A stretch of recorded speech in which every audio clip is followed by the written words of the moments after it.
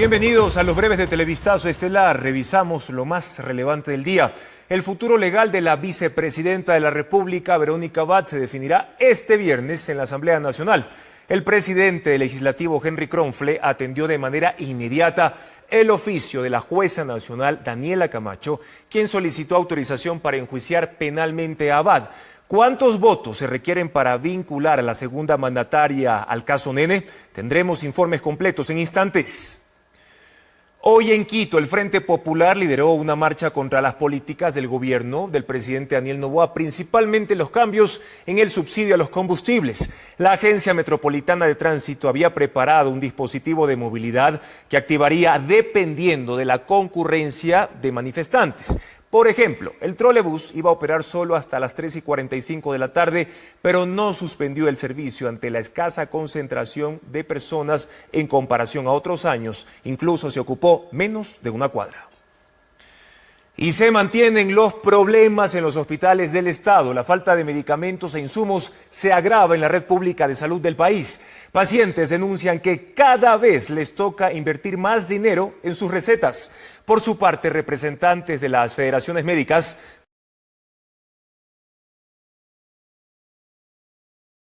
contaron a Televistazo. La Asamblea decidirá el viernes si autoriza o no el procesamiento de la vicepresidenta Verónica Abad por el caso Nene. Se requieren 92 votos.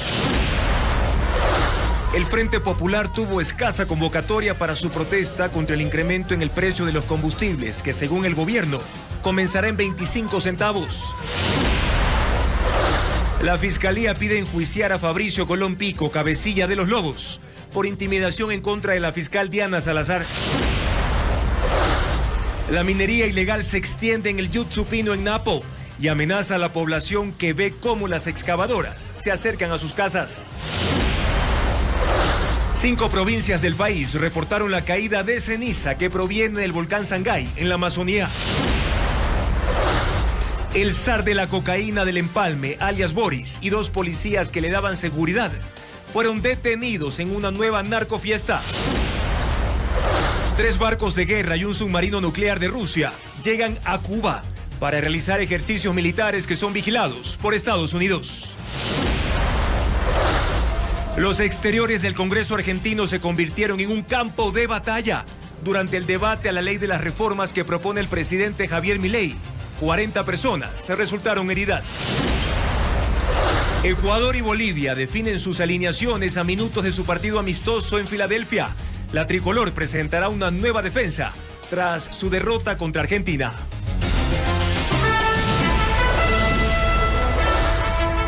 Televistazo Estelar con Juan Carlos Aisprúa.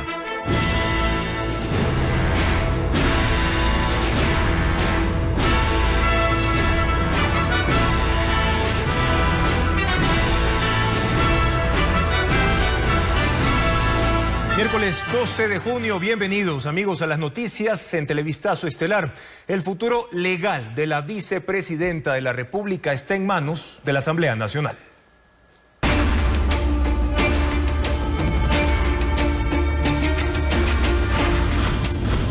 Caso Nene.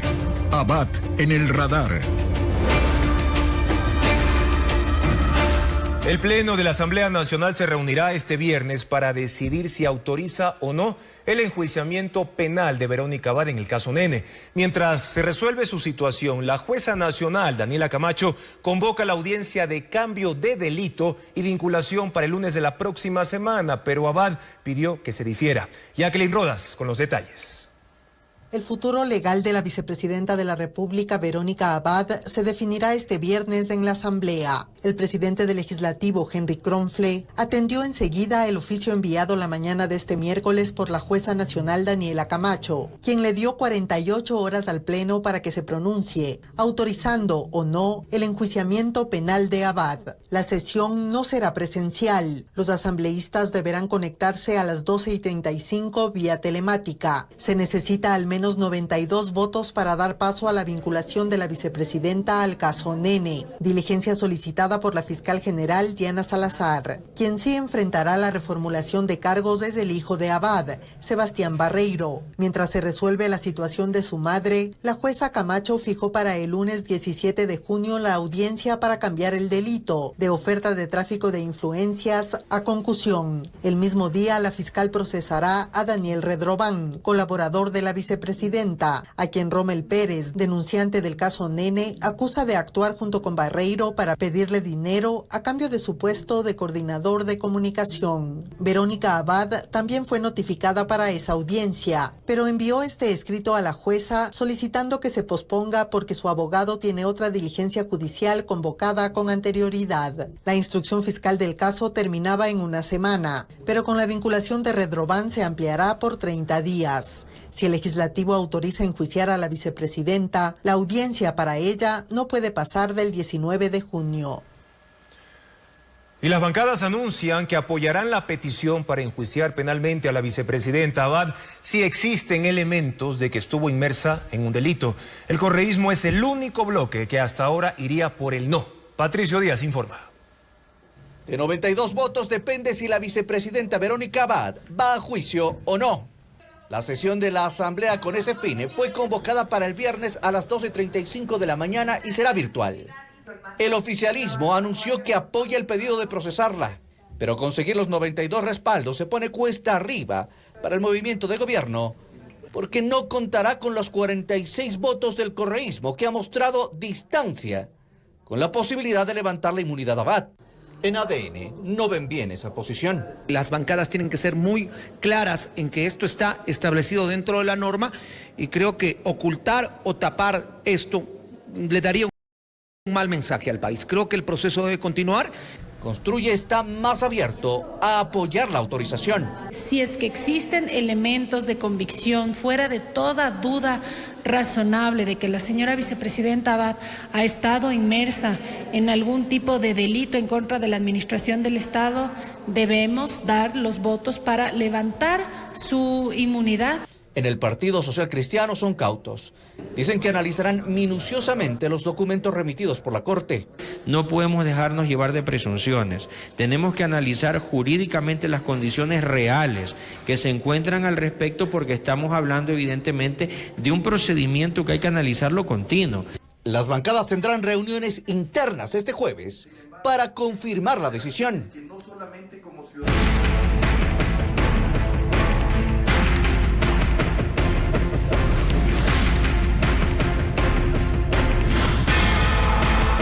Gasolinas.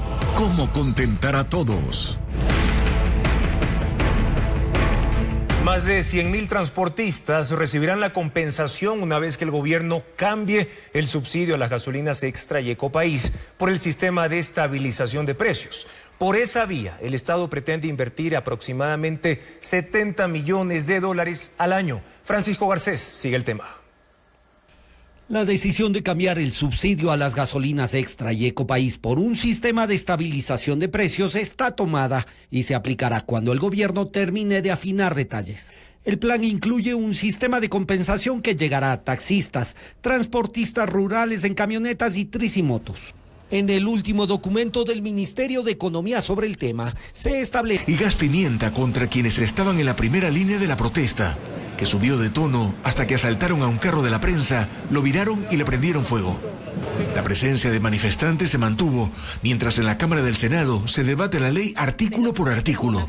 Es la ley estrella del presidente Javier Milei para reformar el Estado, que sin embargo ha sufrido un tropiezo tras otro desde la primera propuesta hace ya 6 meses. Milei negoció varios aspectos y el texto se redujo de 664 a 238 artículos. Solo así pasó la primera votación en el Congreso y ahora es el turno en el Senado, donde desde hoy ha sufrido nuevas modificaciones, pues senadores dejan fuera de la línea de privatizaciones a Aerolíneas Argentinas, así como la empresa de correos. Negocian cuáles empresas públicas pueden ser disueltas y cuáles no, las reformas laborales para el sistema público y privado y los incentivos a grandes inversiones. Llevan 6 meses todavía discutiendo. Javier Milei fustigó a la clase política que se opone al proyecto y dice estar dispuesto a lograr sus objetivos en el camino de mejorar la economía del país. Tenemos 3.200 reformas estructurales más para enviar. El futuro de la ley no está claro, pues aun si el Senado lo aprobara, quedan algunos pasos, incluso en la función legislativa,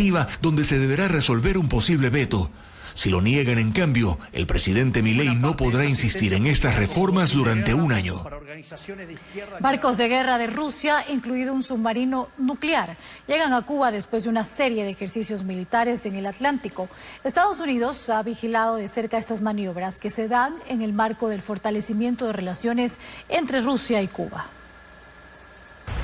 El buque de guerra Almirante Gorshkov de la Armada rusa participó en una serie de ejercicios navales en el Atlántico en su ruta hacia Cuba. Hicieron prácticas de lanzamiento de misiles virtuales de alta precisión contra objetivos enemigos simulados a distancias de hasta 600 kilómetros, así como ensayos para repeler ataques aéreos. Estuvieron también otras 3 naves de guerra, incluido el submarino Kazán de propulsión nuclear. Las naves llegaron a Cuba esta mañana.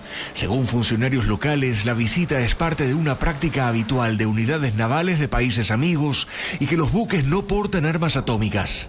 Estados Unidos ha dicho que no ve a estas maniobras como una amenaza, a pesar de las tensiones con Rusia por la guerra en Ucrania, que la Armada estadounidense estuvo pendiente de los ejercicios y que Rusia trata de demostrar que todavía es capaz de proyectar cierto poder global. De manera simultánea, el canciller cubano Bruno Rodríguez se reunía con el ministro de Exteriores de Rusia, Sergei Lavrov, en Moscú. Rodríguez agradeció a Rusia el apoyo permanente al levantamiento del bloqueo estadounidense, que según dijo ha recrudecido en los últimos años a niveles sin precedentes, hasta haber incluido a Cuba en 2021 en la lista de países patrocinadores del terrorismo, lo cual fue calificado por el canciller ruso como una anomalía absoluta. En el plano de la cooperación militar, Rusia y Cuba tienen varios acuerdos y la visita de las unidades navales a La Habana se extenderá hasta el 17 de junio.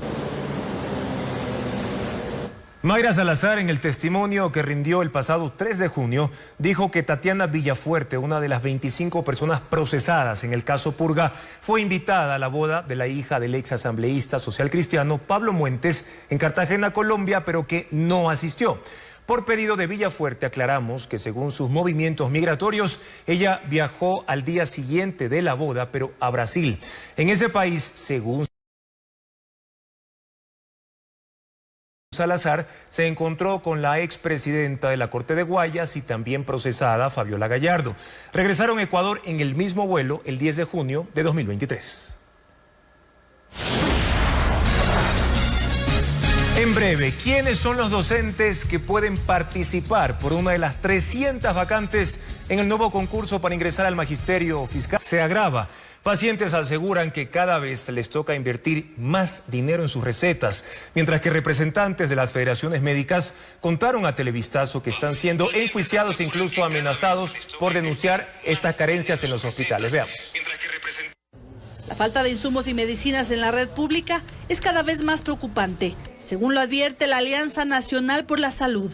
Aseguran que en la mayoría de los hospitales el porcentaje de abastecimiento no sobrepasa el 60%. Gustavo Dávila, coordinador del organismo que agrupa a 37 asociaciones de todo el país, dice que en los hospitales falta de todo.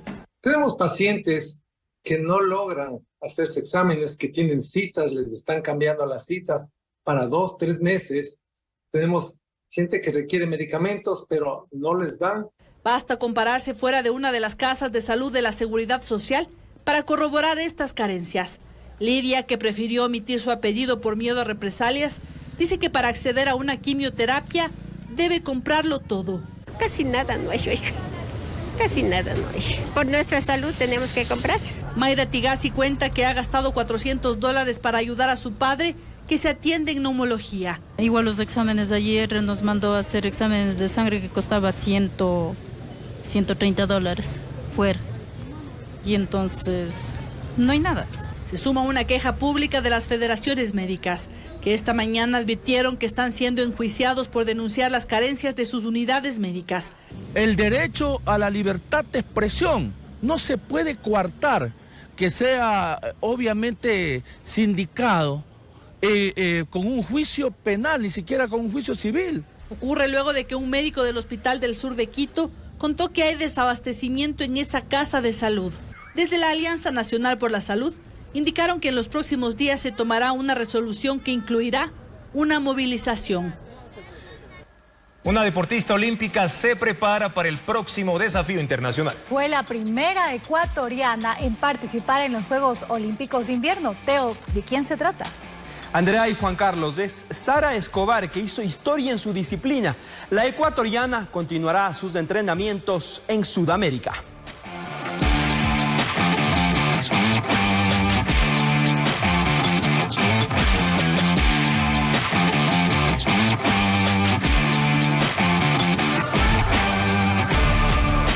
Sara Escobar ha triunfado en varios certámenes internacionales, esto en la disciplina del esquí. Su deporte, también tenacidad, la llevaron a competir en el principal evento del mundo. Ahora se prepara para conseguir más triunfos e imponer nuevas marcas. La tricolor está de visita en la capital. Sara Escobar nació y vive en Estados Unidos. Es hija de migrantes ecuatorianos. Representa al país en las pruebas internacionales de esquí, deporte en el que se especializa. Tuvo una participación histórica en Beijing 2022. Fue la primera mujer ecuatoriana en actuar en unos Juegos Olímpicos de Invierno. Fue lindísimo la experiencia para estar ahí con otros atletas que yo admiro desde que era chiquita, pero también caminando en el estadio con la bandera ecuatoriana. No estoy representando solo a mí, solo a mis padres, mi familia, pero también todo el país de Ecuador, mi lindo Ecuador. Pero Sara no se conforma con su primera participación. Dicen que la instalación siquiera tomará otros 2 meses. Sin embargo, el Ministerio de Transporte asegura que sí cumplirán los plazos iniciales. Ratifica que esta semana empezará el traslado del puente Bailey, lo que tomará 4 días y de inmediato, dicen, arranca la instalación. En 7 días a lo máximo se empezará a dar tráfico ya en ese tramo del puente afectado.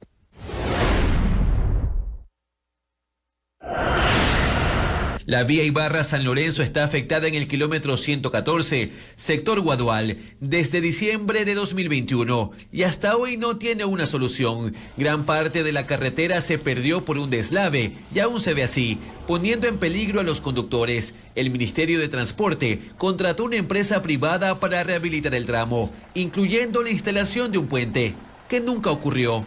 Al hacerse ya los estudios definitivos, no se pudieron porque uno de los estribos estaba demasiado fragmentado, por lo que se cambió ya a hacer un terraceo. El terraceo es cambiar la forma natural de la montaña para disminuir los derrumbes constantes, pero esto tampoco se hizo. La obra se suspendió debido a que la empresa particular demandó al ministerio. El cambio del tipo de obra implicaba finalizar el contrato y hacer uno nuevo. Aunque esto se solucione, tomará al menos 10 meses realizar las obras que se necesitan en el sitio. Estados Unidos retiró la prohibición para el abastecimiento de armas al batallón Azov, una milicia ucraniana que fue creada en 2014 para combatir a separatistas prorrusos. Desde entonces fue muy cuestionado por sus posiciones ultranacionalistas y fue vinculado al cometimiento de crímenes de guerra. Ahora el batallón Azov se ha incorporado al ejército de Kiev y es vital en los combates en el sur, por lo que la administración de Biden considera que esa brigada puede recibir armas estadounidenses para reforzar la defensa de Ucrania. 4.000 habitantes de un pueblo en el sur de México han sido desplazados por la violencia. El ataque armado de una banda criminal mantuvo sitiada a la población y eso los obligó a huir. Ahora buscan refugio y piden seguridad para volver a sus hogares. El poblado La Tila, en el estado de Chiapas, fue tomado por gente armada. Protagonizaron balaceras que se han extendido a lo largo de 4 días y en las noches quemaron vehículos y viviendas. Reportan 17 casas que fueron incendiadas. Un aparente lío por tierra se enfrenta a la población en una problemática que ha llegado al punto en el que intervienen grupos criminales asociados a bandas del narcotráfico. En esta lucha por el control de Tila murieron 2 personas y hay varios heridos, y los pobladores decidieron irse. 4.000 personas han dejado la ciudad, se fueron en camionetas, patrullas y vehículos particulares hacia otros municipios. Dicen que la intervención de los órganos de seguridad del Estado no les da tranquilidad. Se alojan ahora en un refugio improvisado en una cancha deportiva en el vecino pueblo de Yajalón. Ahí contaron cómo pasaron encerrados en sus casas, atrapados hasta que llegó la policía, oportunidad que aprovecharon para irse del lugar. Se considera que este es uno de los mayores desplazamientos masivos en Chiapas desde hace al menos 2 décadas, en esta que se ha convertido en una de las zonas más violentas de México. El sur de Florida soporta tormentas eléctricas e intensas lluvias que provocan inundaciones en varias ciudades. Partes bajas de Miami se vieron afectadas este miércoles en medio de un diluvio que ha durado todo el día. Hubo personas que no pudieron movilizarse a sus trabajos. Otras localidades afectadas son Fort Lauderdale y Sarasota. En esta última llovió en un solo día tanto como en todo un mes, saturando los drenajes y ocasionando que decenas de vehículos queden atascados. Así también el agua entró a parqueos subterráneos. Los pronósticos indican que el mal tiempo se va a mantener con riesgo de inundaciones. En Chile, las intensas lluvias que azotan el centro y sur del país dejan centenares de desplazados. La zona más afectada es la región de Biobío, donde comunidades enteras quedaron anegadas. Ahí al menos 400 casas están afectadas y otras 25.000 quedaron sin servicio eléctrico. Los equipos de rescate han evacuado a centenares de personas, entre ellas 26 lesionadas. Y las Fuerzas Armadas de Nueva Zelanda tienen un nuevo miembro muy especial. Se trata de un perro maniquí de tamaño y apariencia real que servirá para que los soldados practiquen cómo atender las heridas de sus acompañantes caninos. El modelo ladra, sangra e incluso simula la frecuencia cardíaca, haciendo más real el entrenamiento. El Ejército de Nueva Zelanda cuenta con decenas de perros militares para misiones de rescate y detección de explosivos.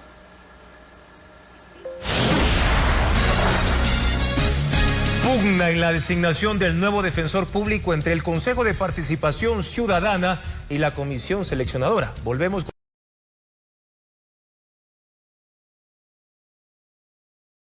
con el informe de esta nueva polémica.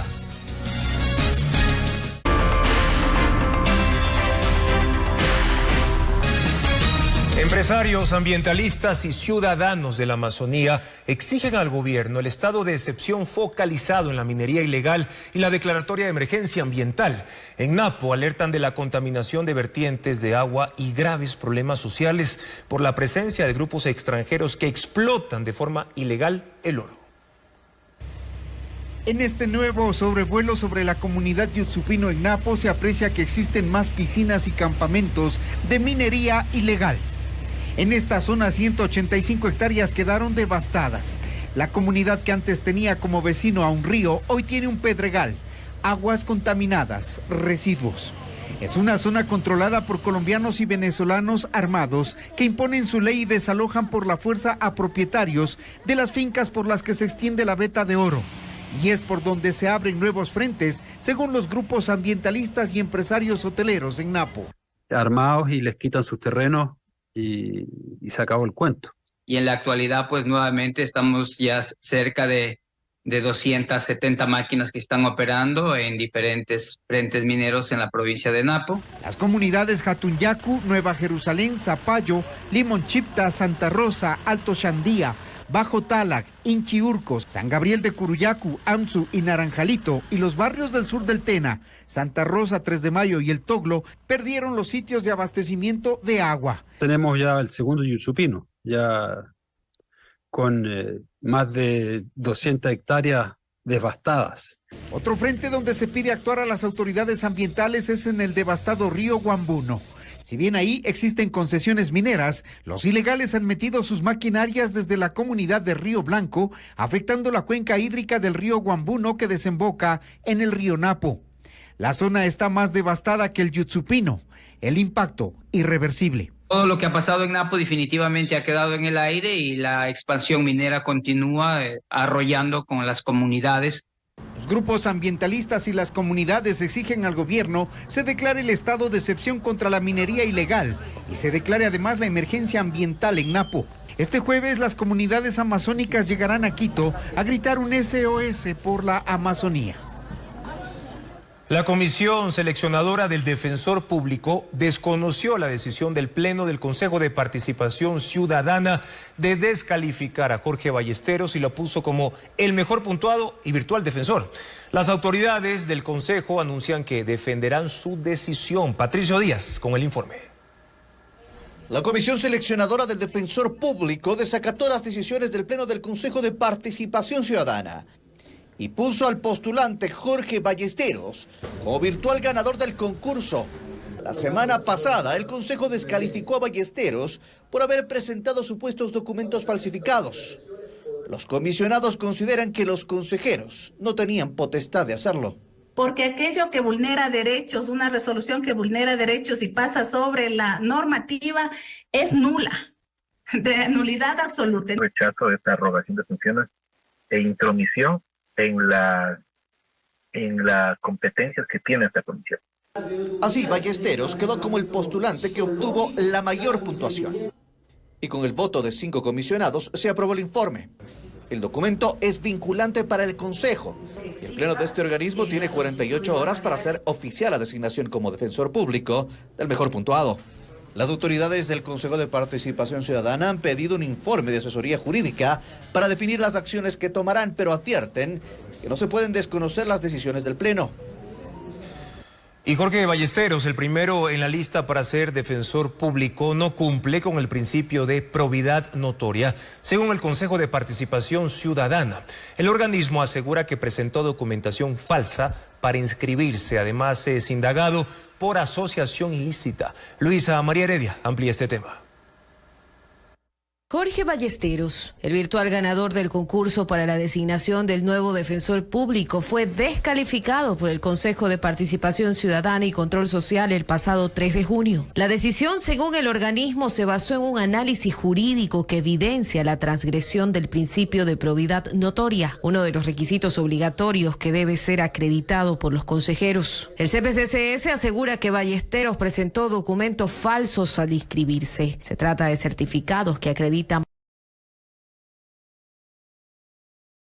parte de lo detallado en su hoja de vida, aunque no especifica cuáles. La acusación fue desmentida por Ballesteros, que envió una declaración juramentada por el presidente de una fundación al Pleno, en la que se refería a la labor social que hace, pero eso no revirtió su descalificación. Ballesteros, que quedó en el tercer puesto del concurso, es investigado por Fiscalía por el delito de asociación ilícita en el marco de la realización del concurso. En abril rindió versión como parte de la indagación previa. En este caso se involucra también a los postulantes que quedaron en primer y segundo lugar, Daniel Frías y Byron Guillén, que ya están fuera del proceso de selección. Además, Ballesteros fue impugnado por un ciudadano debido a la existencia de un expediente abierto por fraude procesal, que consta en el archivo de la Fiscalía de Babahoyo y deriva de su gestión como fiscal provincial de Los Ríos, en la época del correísmo. El gobierno de Estados Unidos, por su parte, hace poco resolvió retirarle la visa, aunque Ballesteros asegura no haber recibido la notificación.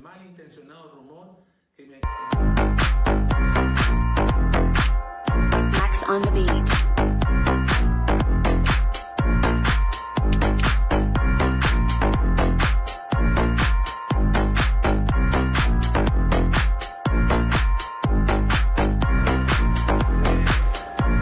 Al parecer, el ratón Pérez tenía una agenda muy ocupada y sin el experto dental, a unos padres no se les ocurrió mejor idea que acudir a una medida extrema. Entre el temor y el nerviosismo, la pequeña no sabía si apretar o no el gatillo. Armada de valor lo hizo y el resultado les sorprendió. Ahora tiene una sonrisa muy diferente. El video tiene 35.8 millones de vistas y 927,000 likes. Aunque no parece, es parte de un proceso natural y se llama ecdysis. Él, sin mayor problema, ayuda a que la piel vieja salga en una sola pieza. El proceso es parte del crecimiento de algunos reptiles que hace que tengan que mudar de piel a intervalos regulares para poder aumentar su tamaño. El video tiene 8.7 millones de visualizaciones y 286,000 likes en Instagram.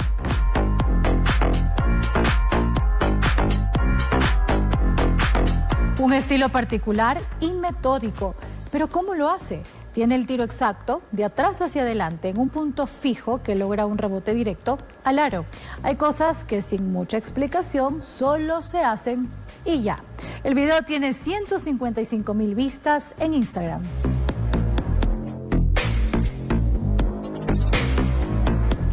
Al parecer, los efectos de la canción de cuna tuvieron un efecto a largo plazo, al punto que ni siquiera en el aula de clase se libró de él. Cabeceo tras cabeceo, este simpático niño hizo todo lo posible para no sumergirse en un sueño profundo. Tal vez la próxima vez reciba la clase sobre cómo permanecer despierto. El video tiene 340,000 likes en Instagram.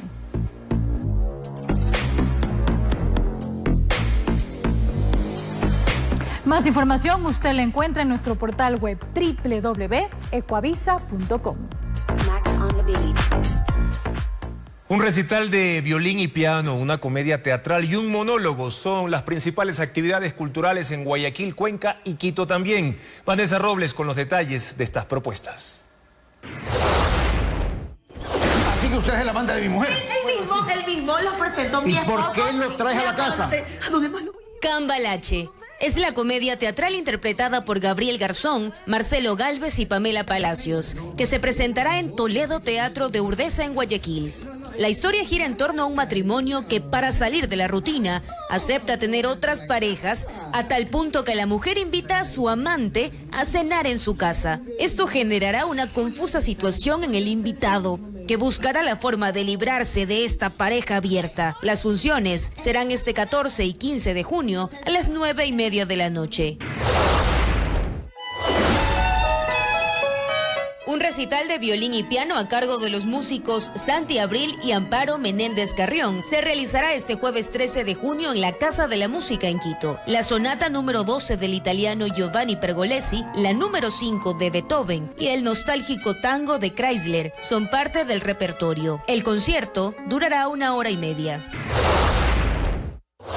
Hay noche inmensa de perfil seguro. Mémora es la propuesta escénica de la Casa de la Cultura en Cuenca, que rinde homenaje al artista Federico García Lorca, asesinado durante la Guerra Civil Española y cuyo cadáver nunca fue encontrado. La obra, interpretada por Pilar Tordera, será en la Sala Alfonso Carrasco a las 7:30 de la noche, hasta el 14 de junio. La calle es para gente.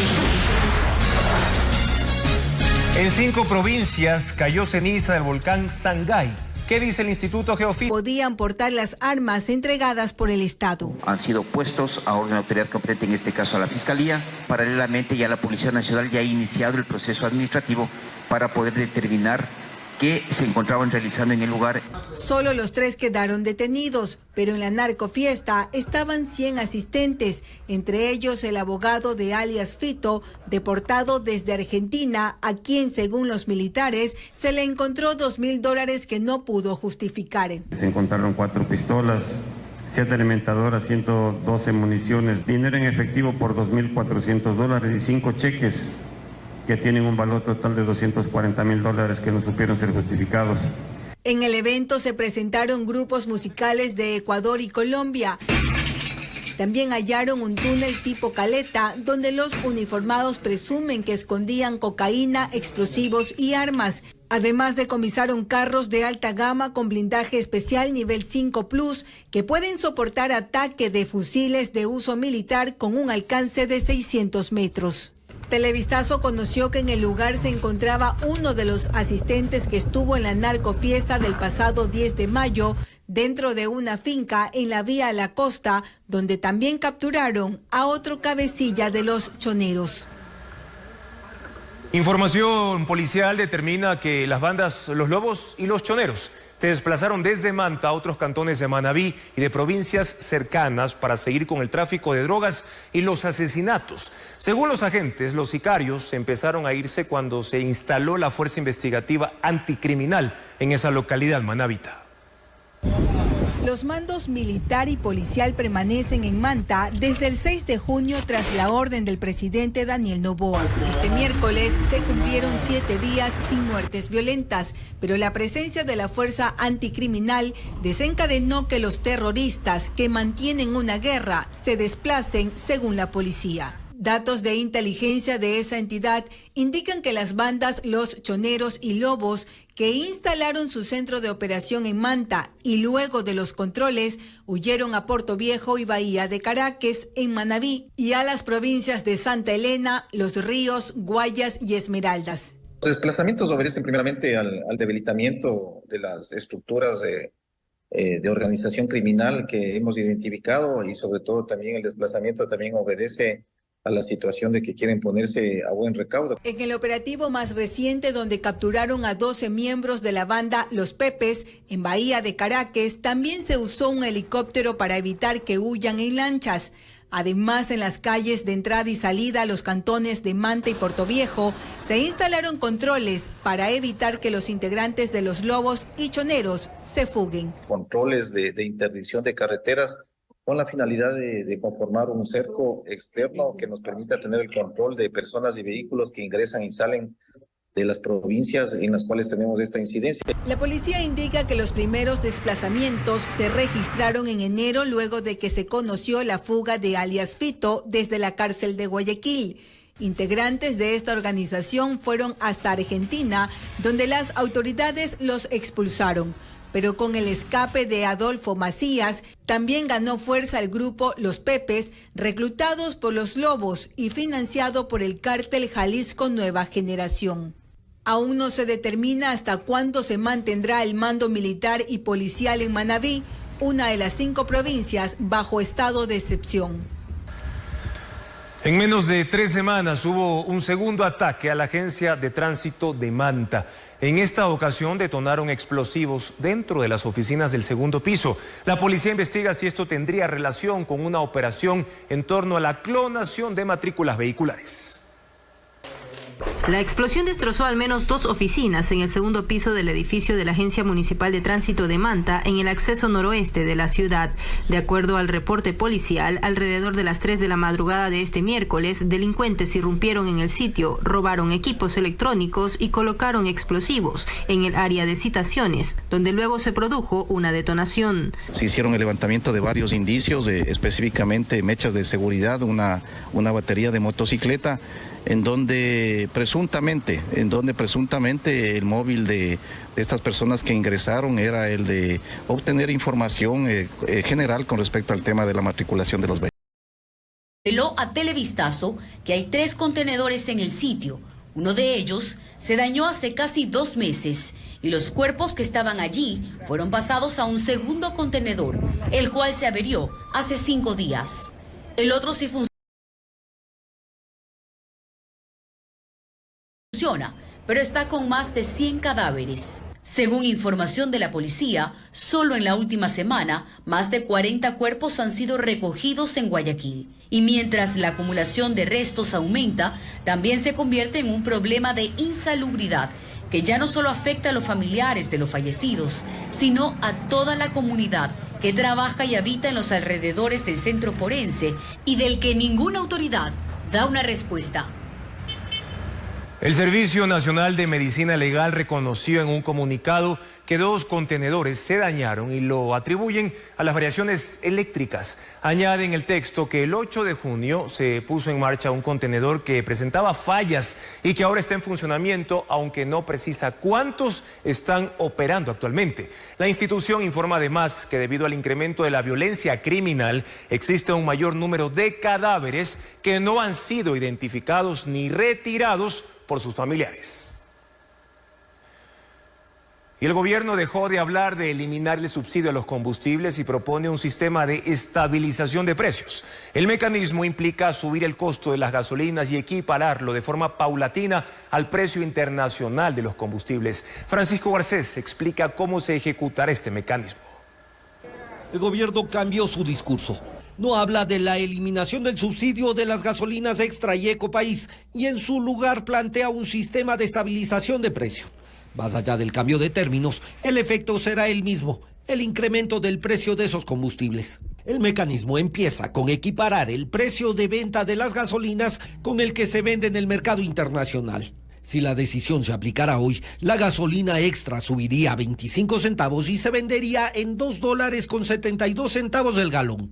Y la gasolina Ecopaís subiría a 30 centavos y su precio de venta sería de $2.77 por cada galón. Una vez hecho ese incremento, se aplicará el sistema de estabilización de precios o bandas de entre el 5 y 10% en caso de que se produzcan fluctuaciones abruptas a escala internacional. Aún no hay fecha para su aplicación. Eso dependerá del funcionamiento de las mesas de diálogo entre el gobierno y los transportistas. Con la medida propuesta, el gobierno plantea generar un ahorro anual estimado en cerca de $400 millones. El Buró de Crédito ya cuenta con la información de la deuda de afiliados y jubilados del BIES. Ocurre luego de la recomendación del Fondo Monetario Internacional al Banco de la Seguridad Social en su programa de evaluación al servicio financiero en el país. Pero, ¿qué implicaciones tiene esto para los asegurados? Se lo explicamos a continuación. La información de las deudas de afiliados y asegurados del Instituto Ecuatoriano de Seguridad Social ya cuenta para la evaluación de los puntajes que hacen los buros de crédito. El score crediticio es el puntaje que los acreedores utilizan para saber qué tan probable es que alguien cumpla o incumpla con los pagos de un préstamo. Jordán Moreno, director de riesgos operativos del BIES, explica las ventajas de que se incluya esta información para los afiliados. Esto ayuda en forma positiva a que muchos de los clientes que no estaban bancarizados hoy ya están bancarizados y están en el radar de muchos de los bancos que están ofreciendo otros productos y servicios de crédito. Dice que era importante que se conozcan los datos del banco más grande del país y que cuando una persona no está dentro del sistema del buró, es más complicado que acceda a un préstamo. El momento que tengo más operaciones, por ejemplo, si usted hace un quirografario, ese quirografario está al día, entonces ya tiene una operación que está al día y que le ayuda a decir que usted es tiene un buen comportamiento crediticio. También ocurre lo contrario, pues si un asegurado no está al día en sus pagos, esto perjudica su puntuación, que va desde 1 a 999 puntos dependiendo del cálculo de cada buró. El Fondo Monetario Internacional hizo la recomendación en septiembre del año pasado y hace pocos días aplaudió la decisión de transparentar estas cifras para mejorar la estabilidad del sector financiero. El monto de la deuda que se incluyó para el cálculo del score de crédito de la Seguridad Social es de $12.600.000, que corresponde a las deudas de 1.600.000 afiliados y jubilados. La sede de Pachacutic en Quito enfrenta un proceso de embargo por una deuda cercana a los $800.000. La organización presentó recursos para no perder el inmueble. Diego Puente precisa por qué llegaron a ese nivel de endeudamiento. El movimiento Pachacutic enfrenta un proceso de embargo de su sede en Quito. Se trata de este edificio de 3 pisos, conocido como la Casa del Arco Iris, ubicado en la calle Lugo y Pasaje 1, en el barrio La Vicentina, en el centro norte de Quito. Según el coordinador del movimiento, Guillermo Churuchumbi, la posible pérdida del predio se debe a procesos iniciados por una millonaria deuda. He recibido con deudas cerca o más de $800.000, compañeros. Añadió que esta fue la razón por la que no hicieron la convención del movimiento este sábado en ese edificio y por eso ocuparon el Coliseo de Solanda en el sur de Quito. El subcoordinador de la organización, Rómulo Acachu, contó a Televistazo que el incumplimiento de los pagos iniciaron en 2016 con Fanny Campos como coordinadora y aumentaron en la administración de Marlon Santi. Son deudas en el Servicio de Rentas Internas, el Instituto Ecuatoriano de Seguridad Social y también proveedores.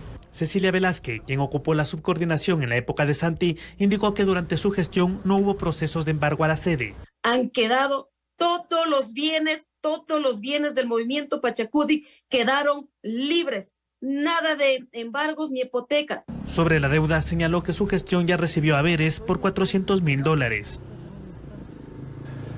El exasambleísta de la Revolución Ciudadana, Ronnie Aliaga, seguirá en calidad de prófugo luego de que un tribunal de la Corte Nacional de Justicia ratificó la orden de prisión preventiva en su contra y de otros procesados involucrados en el caso Metástasis. Fabiola Santana actualiza este tema.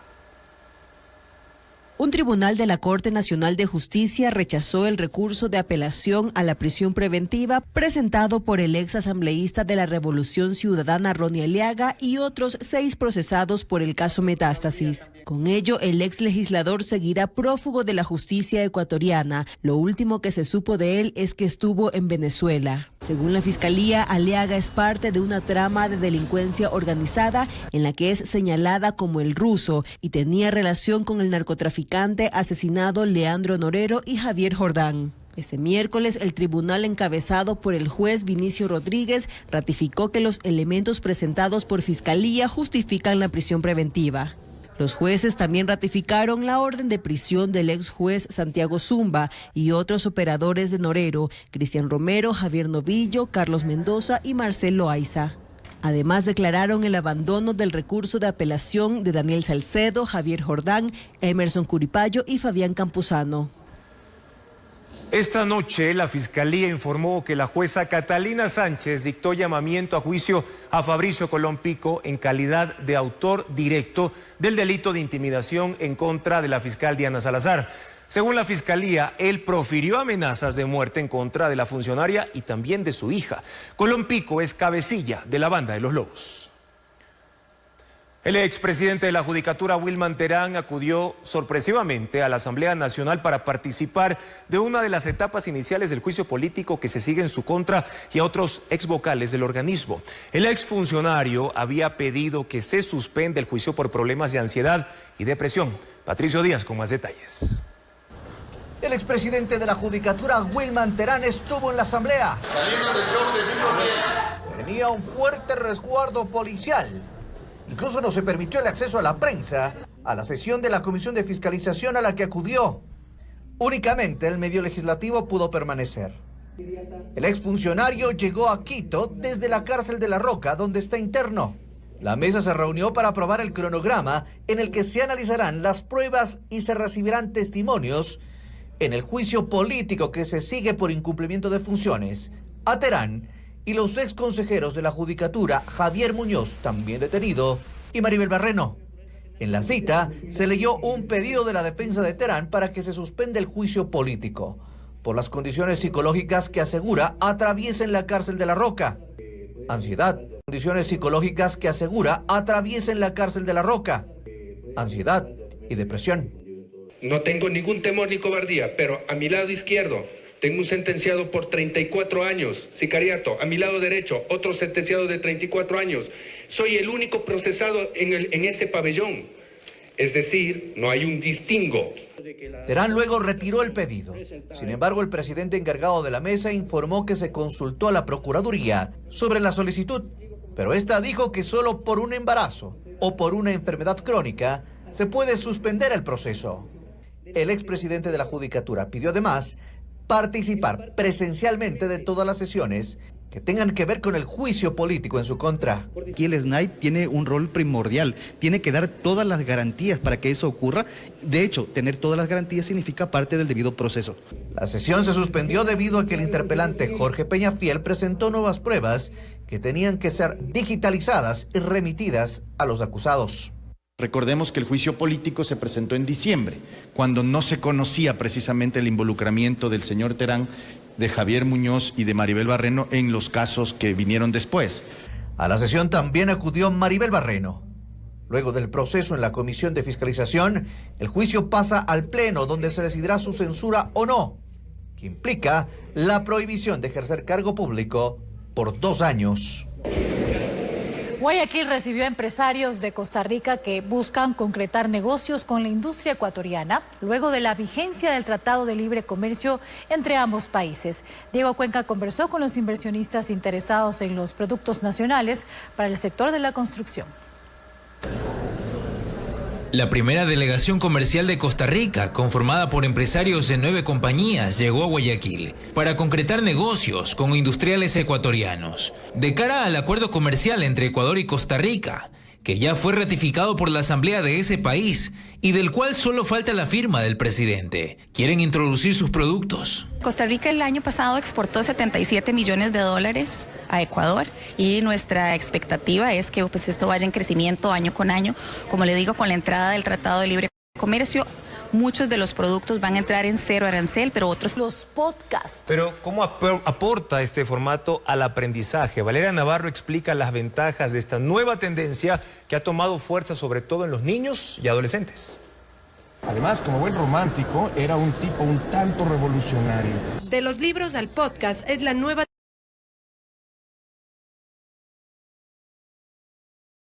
tendencia de quienes aman la literatura. Una serie de episodios se graban en audio y se transmiten en distintas plataformas digitales. El mundo era tan reciente que muchas cosas carecían de nombre. Quienes se dedican a leer libros para que otras personas puedan escucharlo lo consideran como una herramienta para difundir más el conocimiento. También es conocido por su asociación con otros escritores contemporáneos. En la Feria del Libro que se realiza en el Centro de Convenciones Bicentenario, participó este miércoles Gloria Susana Esquivel, escritora y poeta colombiana, que ha decidido apostar por este formato de contar historias. Para mí ha sido una plataforma de difusión de mi trabajo, como que las personas llegan al podcast por recomendaciones, porque es mucho más masivo y luego van a los libros después de escuchar.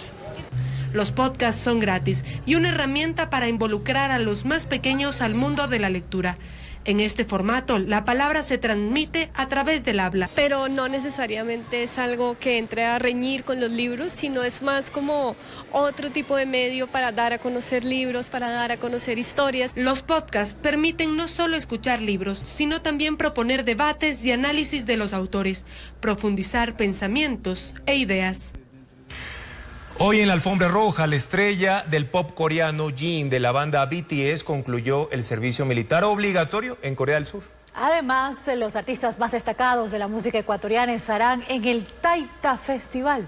¿Cuándo será el evento? Ana María Palacios con la respuesta.